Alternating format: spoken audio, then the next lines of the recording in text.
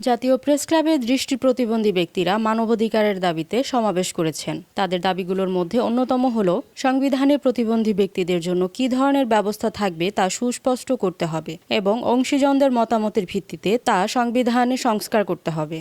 বৈষম্য বিরোধী দৃষ্টিজয়ী ছাত্র আন্দোলন কর্তৃক প্রধান উপদেষ্টা বরাবর যে স্মারকলিপিটি জমা দেওয়া হয়েছিল তা অগ্রগতি সম্পর্কে এখনও কেন অবহিত করা হলো না? উপদেষ্টা পরিষদে আমাদের প্রতিবন্ধী ব্যক্তিদের মধ্য থেকে কোনো প্রতিনিধি নেই কেন? সংস্কার কমিটিতে আমাদের প্রতিবন্ধী ব্যক্তিদের জন্য কোনো সংস্কার কমিটি রাখা হলো না কেন? অন্তর্বর্তীকালীন সরকার শপথ গ্রহণের পর থেকে বিভিন্ন বিষয় নিয়ে বক্তব্য দিলেও আমাদের প্রতিবন্ধী ব্যক্তিদের অধিকার নিয়ে কোনো কথা বলেননি কেন?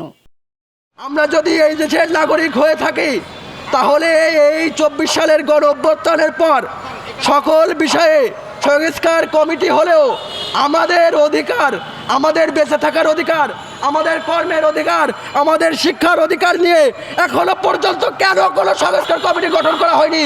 আমরা জবাব চাই। সংগ্রামী বন্ধুগণ, কোনো সরকারই আমাদের আন্দোলনগুলো যথাযথভাবে কখনো গুরুত্ব দেওয়া হয়নি। তারা আমাদেরকে করুণার চোখে দেখেছে। কেন আমাদের মৌলিক অধিকারগুলো, কেন আমাদের জীবন ধারণের অধিকারগুলো দেওয়া হয় না? এই জবাব আজ পর্যন্ত কোনো সরকার দেয়নি। তারপরেও আমরা মেনে নিয়েছিলাম যে ঠিক আছে, যারা সরকারে এসেছেন তারা অ্যাটলিস্ট আমাদের অধিকার নিয়ে কথা বলবেন।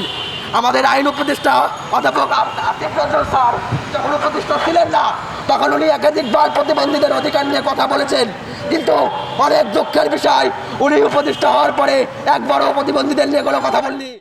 সেজুতি খান, GBC TV, ঢাকা।